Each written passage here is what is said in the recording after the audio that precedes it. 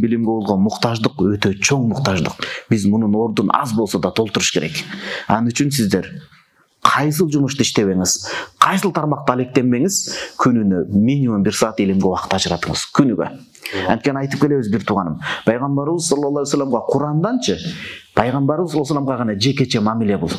Эч бир бул дүйнөнүн үлүшүнөн, дүйнөнүн отунунан, дүйнөнүн көз жоосун алган кооздугунан эч бир нерсени сураганга уруксат берилген эмес. Пайгамбарыбыз саллаллаху алейхи вассалам сурабайт дагы болчу. Бирок бир нерсени бул дүйнөдөн сурагын талап кылгын деген аят түштү. Ал дагы болсо, "Ва курра безидне илма", о жараткан Роббим, жаратуучум, ар күндө менин илимимди арттыргын деген дуа аятты буйрук кылды. Демек биз кандай жумушта болбоңуз, мамлекеттик жумушта, керек болсо улуттук коопсуздукта, врач, дарыгер кайсыл болбоңуз, сиз илимиңизди арттырып отурушуңуз керек. Канчалык имандын астында даават менен, мээнет амал кылуу менен илим алсак, ошончолук исламдан түшүнүгүбүз терең болот. Ошондо биздин карманган мусулманчылыгыбызга сөз жетпейт. Ошондо биздин мусулманчылыгыбыз толук болот. Бүгүн мына акыркы жаңылыктарды бир сара эсеп салып, учкай көз чаптырып коеюн деп кирсем, бир ууру деп эжени кармап алышып, сакалчан топу кийген таксыр, жилкилдетип, байкош карындаш биздин эжебиз ал көтөрүп, жулкулдатып жүрөт, абирин чачып. Абирин чачканы бир, экинчиси жанагы анында биздин да кызыбыз бар да. Биздин да кызыбыз эртең бою жетилет. Эми уурулуу ал башка маселе. Биз уурулуугуна тең шерик болуп жакшы деген деп жаткан жокпуз. Бирок ошону оңдоонун, мисалы да, тетири иштин оңдоонун жолу сөзсүз эле корстук, кополдук. Ал эже эртең жашаш керек да. Мейли эже тобо кылды дейли. Кантип жашайт? Ал көчүп кетиш керек болот. Анан экинчиден эч ким бир өзүнө собол белип ойлонгон жок да. Эмне түрткү болду экен бул эженин уурулукка барышына деп. Азирет Усман радыйаллаху анху пайгамбарыбыз саллаллаху алейхи вассалам 2 кызын алган, 2 нурдун ээси болгон. Өзүнүн уяттуу жерин көз чаптырып карабаган. Периштелер уяла турган улуу сахаба, Аллахым ыраазы болсун, айтат, аял кишиге өзгөчө ал кезде күн болгон, аял кишиге өзү көтөрө албай турган жүктү жүктөбөгүлө.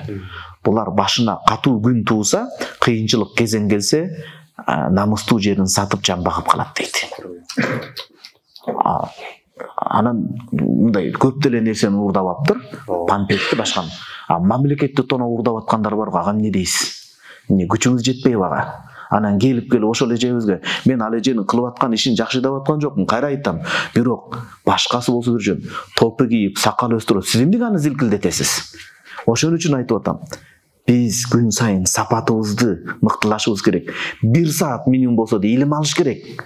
Ошондо биздин түшүнүгүбүз терең болот, тайкы болбойт. Ошондо биз карманган акыйкат жалгыз дин болгон мусулманчылыкка сөз жетпейт да исламга.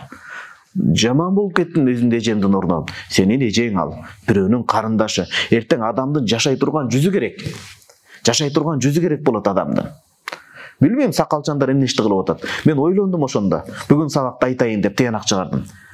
Сакал өткөндө биз сүннө муаккада дедик, бирок устаз менен кайталып келебиз, бул важип өкүмүндө болот. Айтабыз. Сакал коюштан алдын таксырын биз ойлонуп коюңуз. Ким үчүн коюп атам? Кимди ээрчип коюп атам? Эмне үчүн коем? Мунун жоопкерчилиги кандай? Важип Ханафи мазхабта. Бирок ошол менен биргеликте милдеттүү важип амалды аткарыштан алдын ушул суроону бериңиз өзүңүзгө. Эмне үчүн коем сакалды? Кимди ээрчип коюп атам? Анан ушул сакалга татыктуу болуума жардам бер деп туруп койсун, болбосо койбосун. Топуну кийип атканда дагы. Динге жаманатты көрсөтпесин. Ошол топуга шай жашайлы. Кемчиликтүүбүз. Бул сөздү айткандайын адашып кетишибиз мүмкүн, башка болушу мүмкүн. Бирок ошол жүрөктөн мындай так чечим чыгарып, Кудайга бир жалбарып коелу, Кудайдын жардамы болот иншалла. Карындаштарыбыз да жоолукту салынып аткандан алдын. Кудайдын парызы бул, эч ким аны жокко чыгара албайт. Парыз. Муну министрлер, башкалар эсептеш керек болот. Мектептен башкадан чыгарбай. Бирок карындашыбыз да жоолук салуудан алдын мен эмнени салып атам? Эмне үчүн салып атам? Анан кандай буга татыктуу жүрүшүм керек деген суроону коюш керек. Азыр эле жооп басып келатсак, таанылыш маселе эмес, бул Кудайдын күнөөкөр көрпендесибиз. Бирок бизди да көз килбей, молда адамды дагы. Жоолукчан карындашыбыз, мен жакшы күмөн кылууга аракет кылдык, бирок күнөөкөр пенде экенбиз да, сол көзүбүз күнөөкөр, ага да Кудай сактасын.